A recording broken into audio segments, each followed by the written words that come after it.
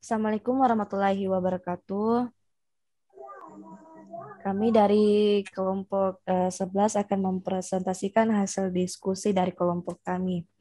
Adapun anggota kelompok kami yaitu yang pertama saya sendiri Putri Rezeki Syafiuddin, Amelia Rigita Cahyani, Nurul Anisa, Ainun Mardia, dan Irmawati. Dengan materi pertama akan disampaikan oleh Nurul Anisa. Dengan ini saya persilakan. Baik, gangguan dan rintangan komunikasi.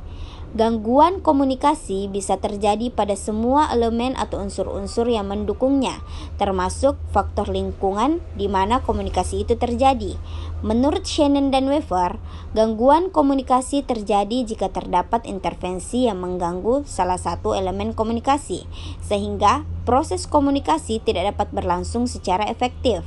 Sedangkan rintangan komunikasi dimaksudkan ialah adanya hambatan yang membuat proses komunikasi tidak dapat berlangsung sebagaimana harapan komunikator dan penerima.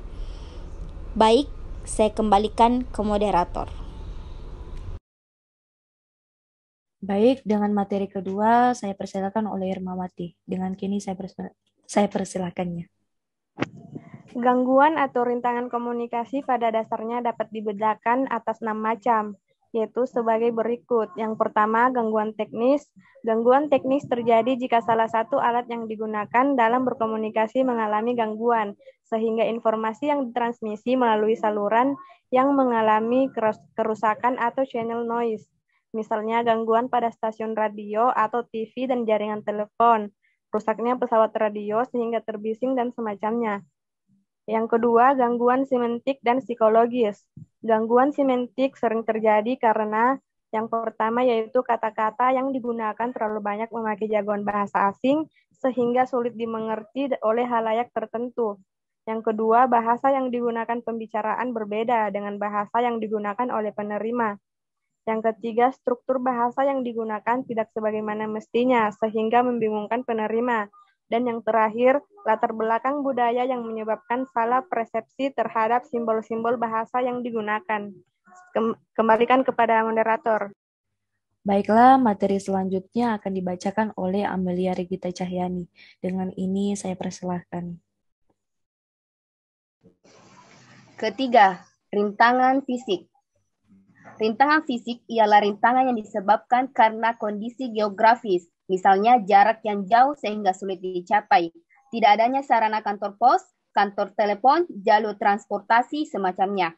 Dalam komunikasi antar manusia, rintangan fisik bisa juga diartikan karena adanya gangguan organik, yakni berfungsi salah satunya panca indera pada penerima.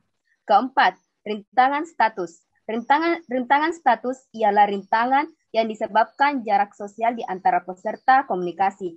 Misalnya, status antara senior dan junior, atau atasan dan bawahan. Perbedaan seperti ini biasanya menuntut perilaku komunikasi selalu memperhitungkan kondisi dan etika yang sudah membudaya dalam masyarakat, yakni bawahan cenderung hormat pada atasannya, atau rakyat pada raja yang memimpinnya. Baik, saya alihkan ke moderator. Oke, dengan materi terakhir saya persilakan oleh Ainun Mardiah. Dengan ini saya persilakan. 5. Rintangan kerangka berpikir. Rintangan kerangka berpikir ialah rintangan yang disebabkan adanya perbedaan persepsi antara komunikasi dan halayak terhadap pesan yang digunakan dalam berkomunikasi. 6. Rintangan budaya. Rintangan budaya ialah rintangan yang terjadi disebabkan karena adanya perbedaan norma, kebiasaan, dan nilai-nilai yang dianut oleh pihak-pihak yang terlibat dalam komunikasi. Di negara-negara sedang berkembang, masyarakat cenderung menerima informasi dari sumber yang banyak memiliki kesamaan dengan dirinya, seperti bahasa, agama, dan kebiasaan-kebiasaan lainnya.